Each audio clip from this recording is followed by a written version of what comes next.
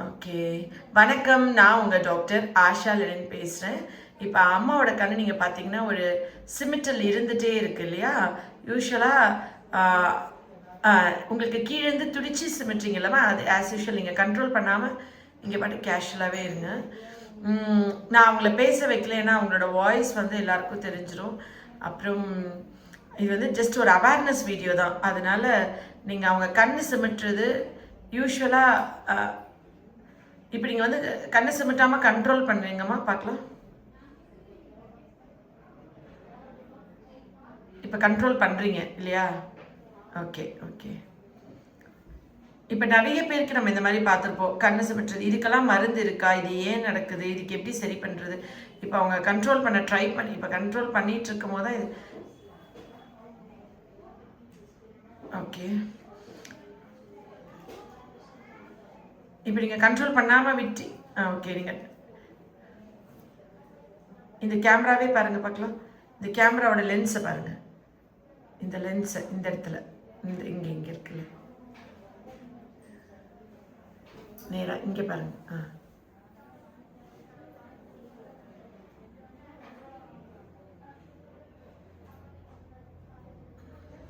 கண்ணு வந்து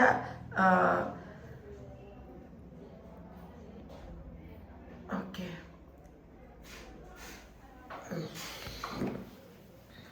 நீங்க ஃப்ரீ ஆயிக்கோங்க. ரிமூவ் பண்ணிக்கலாம். திருப்பி உங்களை காமிக்க மாட்டேன். ஆக்சுவலி வந்து இந்த கண்ணு சிமிட்டுறது வந்துட்டு நிறைய பேர் வந்து இவங்களே இப்போ ரொம்ப கஷ்டப்பட்டு கண்ட்ரோல் பண்ணனால, இப்போ இந்த புருவத்தை நம்ம டைட்டாக கட்டினால அந்த ஃபேஸ் இது வந்து கொஞ்சம் நீங்கள் பார்க்க முடியல. இப்படி இப்படி இப்படி சிமிட்டுவாங்க நிறைய பேஷண்ட்ஸ். சிலர் வந்து நீங்கள் அங்கே உட்காரலாமா, இந்த ஸ்டூல் எடுத்துக்கோங்க, பின்னாடி உட்காரலாம்.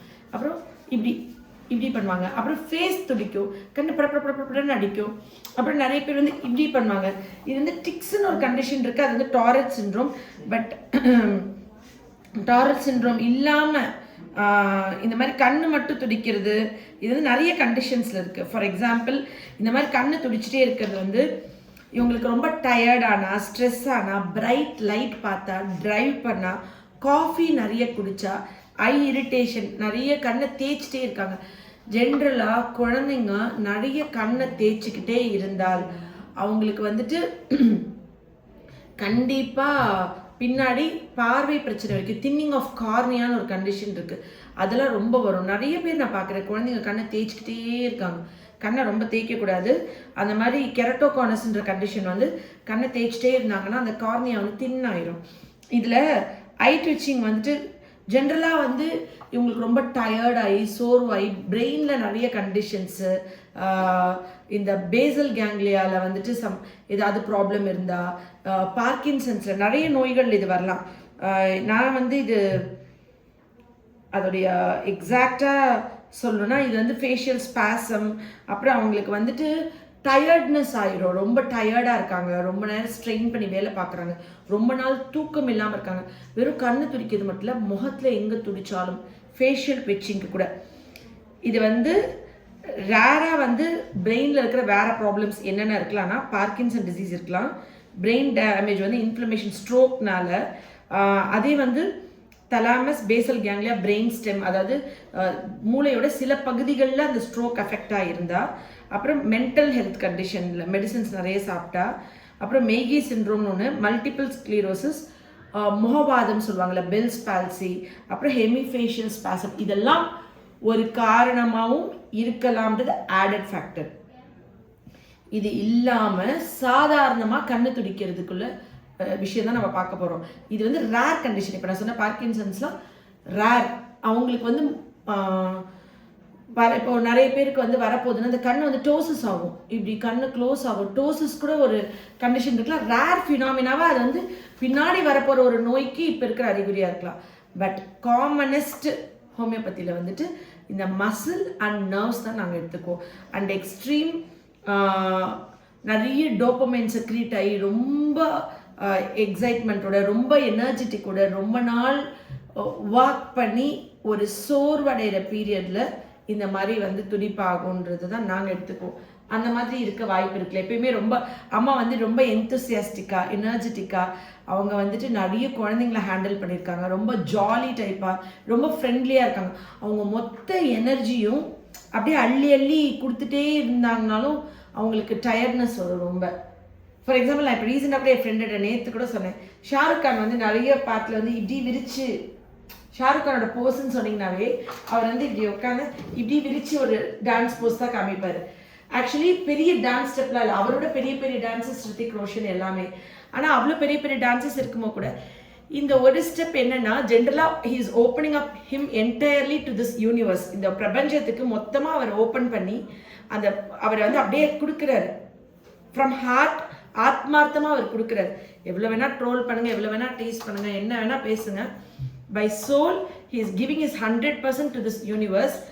அப்போ அவர் அவ்வளோ கொடுக்கும்போது அந்த பாசிட்டிவ் இது வந்து அட்ராக்ட் பண்ணுறாரு நிறைய. அப்போது எல்லாரோட அன்பும் அவ்வளோவா அள்ளிக்கிறாரு. ஜஸ்ட் ஒரு சின்ன போஸ்ட் தான். எப்பவுமே நம்ம குழந்தைங்களாம் கட்டி பிடிக்கும்போது இப்படி எல்லாருமே இப்படி கூப்பிடுறோம்ல, வா, நான் எல்லாருமே இப்படி போய் ஹக் பண்ணுவேன். நம்ம இப்படி கை விரித்து நம்ம இப்படி அட்ராக்ட் பண்ண ரெடியாக இருந்தோம்னா நம்ம நெகட்டிவே அட்ராக்ட் பண்ண மாட்டோம், சுற்றி இருக்கிற பாசிட்டிவ் தான் அட்ராக்ட் பண்ணும். அதனால குழந்தைங்களாம் நிறைய கட்டி பிடிங்க. ஏன்னா குழந்தைங்களுக்கு நெகட்டிவிட்டி இருக்காது, குழந்தைங்களுக்கு ஸ்ட்ரெஸ் இருக்காது. நம்மளுக்கு தான் நெகட்டிவிட்டி ஸ்ட்ரெஸ் இருக்கும், நம்ம தான் நியூட்ரலைஸ் பண்ணணும். புரியுதுங்களா?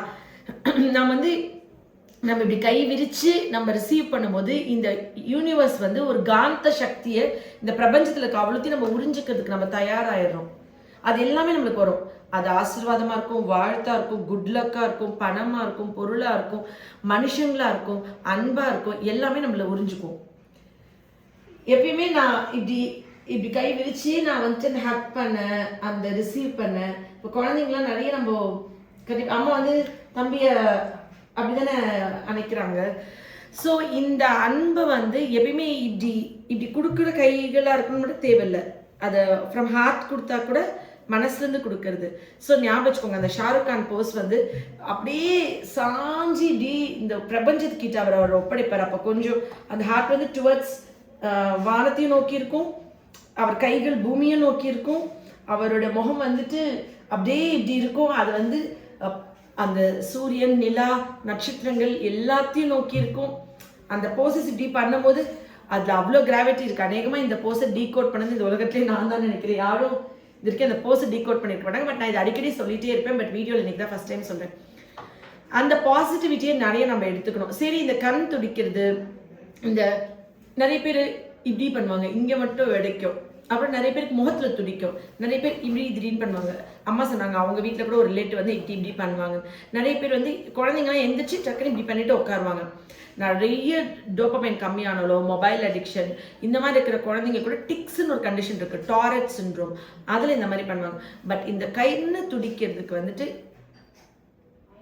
இப்படி துடிச்சுக்கிட்டே இருக்கிறதுக்கு வந்து ஹோமியோவில் மிராக்குலஸாக ஒரு மருந்து இருக்குது. ஏன் அப்படின்னா அந்த துடிக்கிறது ஃப்ரீக்வெண்ட் ஆகும்போது பார்வை டிஸ்டர்ப் ஆகும், நம்மளால் ட்ரைவ் பண்ண முடியாது.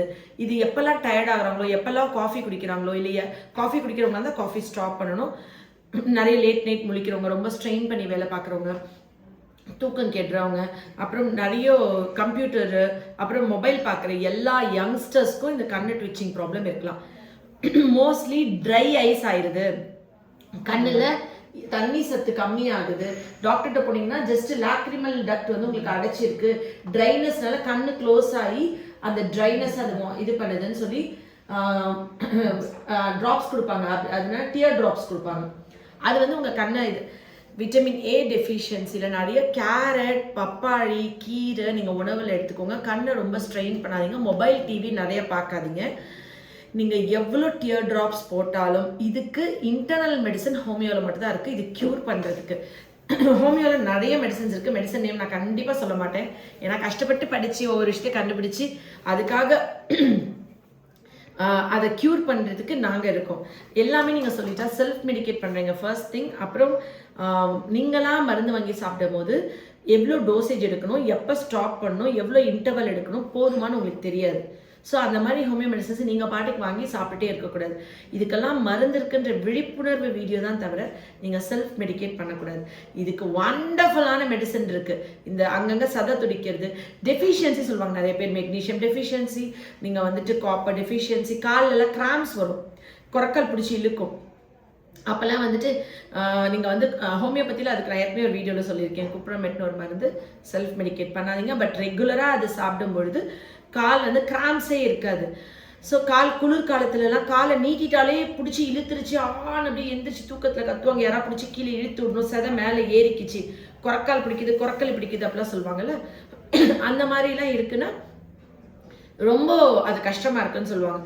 எனக்கு வந்துட்டு இது எல்லாத்துக்குமே மருந்து இல்லைன்னு சொல்கிற பழக்கமே இல்லை. அதுக்கு ஒரு நோய் இருக்குன்னா அதுக்கான மருந்து கடவுள் நம்மகிட்ட கொடுத்துருப்பார். நம்ம தான் கண்டுபிடிக்கலன்னு நினச்சி பல ராத்திரி வந்து தூங்காமல் பல நைட்ஸ்மா 12 மணி 1 மணி 2 மணி வரைக்கும் 18-19 வருஷமாக படித்து ரொம்ப ஹார்ட் ஒர்க் பண்ணதோட விளைவு இப்போ நான் அறுவடை பண்ணிட்டு இருக்கேன். என் ஹஸ்பண்ட் அவர் ஹோமியோ டாக்டர், எனக்கு 3 வருஷம் சீனியர். எல்லாத்துக்கும் ஏன் மருந்து கண்டுபிடிக்கணும்னு நினைக்கிற, உனக்கு என்னென்ன முடியுதோ அதை பண்ணு, நம்மளுக்கு தெரிஞ்சது பண்ணு, இல்லை அதை விட்டுரும்பாரு. அப்படி விட்டுட்டா அப்படி நம்மளும் விட்டுட்டு இதுக்கு மருந்தே இப்படியே வாழுங்கன்னு சொன்னால் அவங்க என்ன பண்ணுவாங்க பாவம் இல்லைன்னு சொல்லி இந்த கண்ணெல்லாம் பல்லாயிரம் பேருக்கு நான் சரி பண்ணியிருக்கேன். பட் நான் அந்த கண்ணுக்கு வீடியோ போடாமல் விட்டேன். அம்மா என்னோட வீடியோஸ் கரெக்டாக ஃபாலோ பண்ணுவாங்க. இதுக்கு வீடியோ இல்லைல்லம்மா. இது வந்துட்டு இதுக்கு அவ்வளோ அழகான ஒரு மருந்து இருக்குது. ஏன் இதை பண்ணுறாங்க, என்ன ஸ்ட்ரெஸ்னால, ரொம்ப நாள்பட்ட விஷயங்களை அவங்க வந்துட்டு கேரி பண்ணுறதுனால, ப்ரூடிங்னால, இதெல்லாமே இதுக்கு கேரி பண்ணலாம்.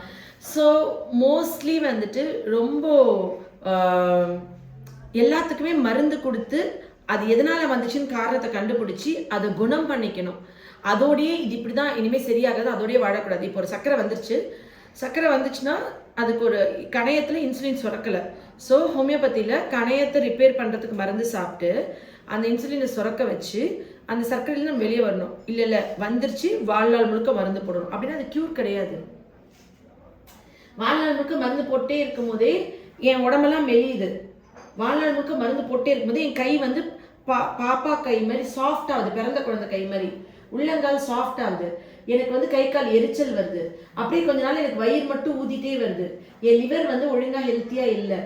அப்புறம் என்னோட லிவர் ஹெல்த்தியாக இல்லாத போது கொஞ்ச நாளில் பார்த்தா எனக்கு பிபி இருக்குது, கொலஸ்ட்ரால் இருக்குது, கொஞ்ச நாளில் கிட்னி ஃபெயிலியர் ஆகுது.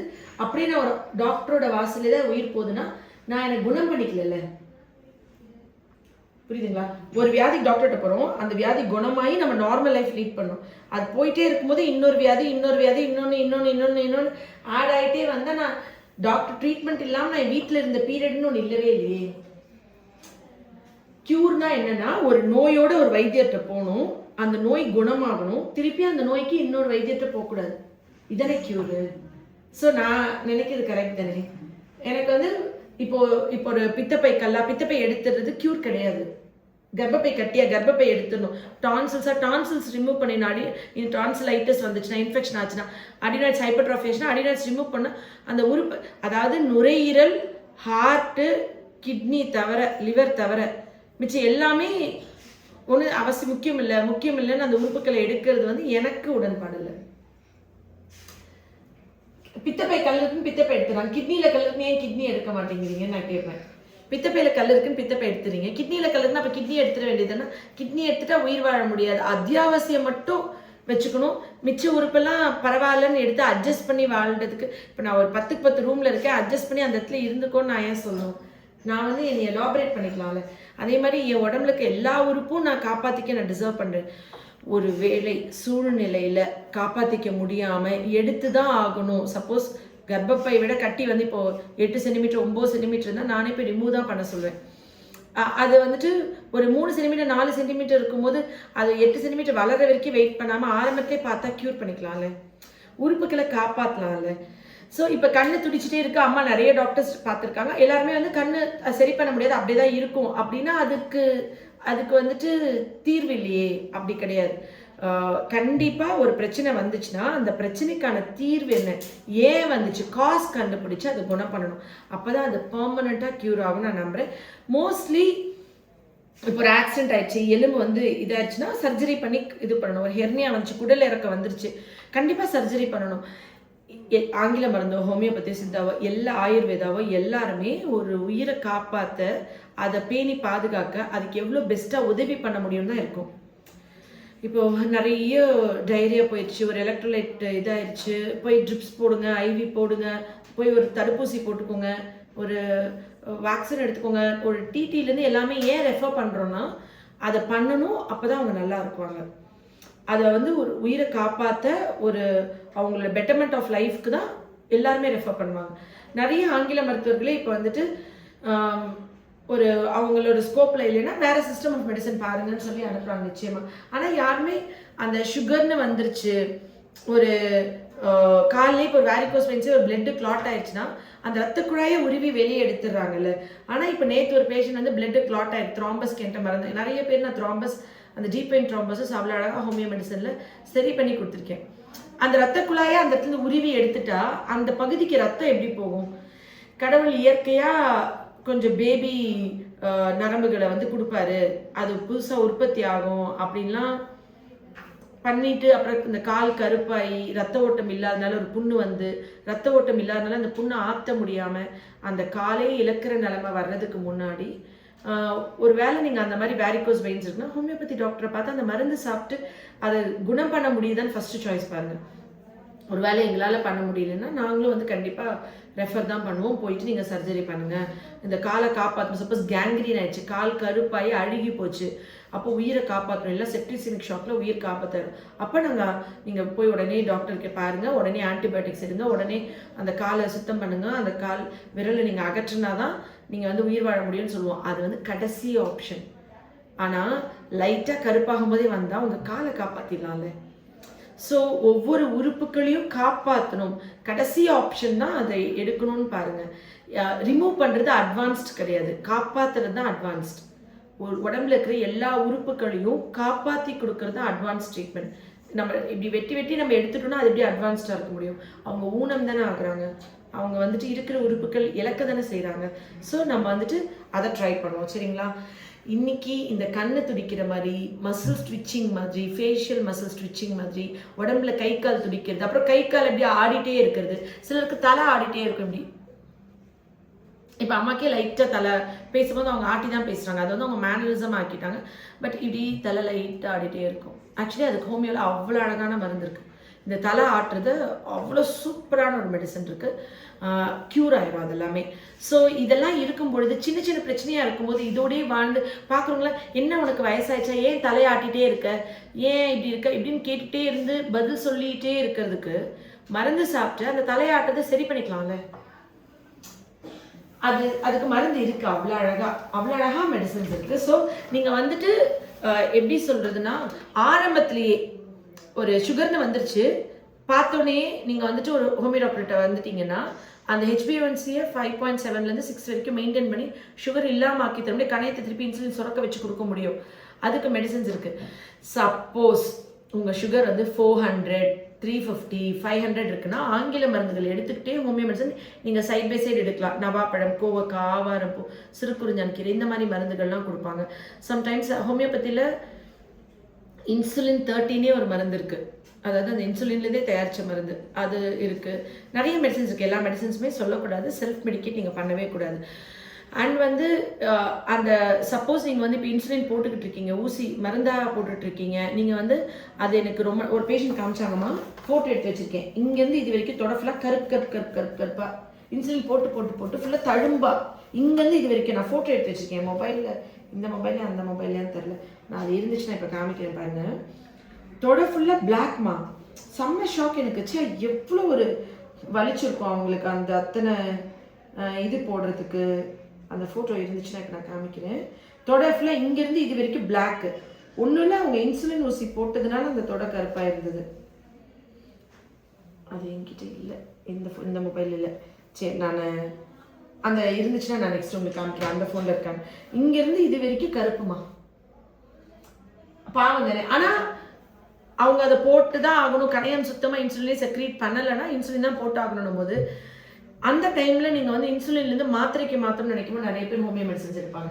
எடுத்து கொஞ்சம் சுகரை கண்ட்ரோல் பண்ணி இன்சுலின்லேருந்து அப்புறம் டேப்லெட் சேஞ்ச் பண்ணுவோம். ஆனால் டேப்லெட்காக கொஞ்சம் சைடு எஃபெக்ட் இருக்கும், கல்லீரலுக்கு போயிட்டு அப்புறம் தான் சர்க்குலேஷனுக்கு வரும். ஆனால் இன்சுலின்றது டேரெக்டாக போனாலும் பெரிய சைடு எஃபெக்ட் இருக்காது. ஆனால் இப்போ இன்சுலின் போட்டால் சுகர் வந்து 50க்கு வந்துடுது, போடலைன்னா 500க்கு போயிடுது, போட்டால் லோ சுகராகி மயங்கி விழுகிறேன், ஃப்ளக்சுவேட் ஆகிட்டே இருக்கு, என்னால் பேலன்ஸ் பண்ண தெரியல அப்படின்னு பயப்படுறவங்களாம் மோஸ்ட்லி ஹோமியோ எடுப்பாங்க.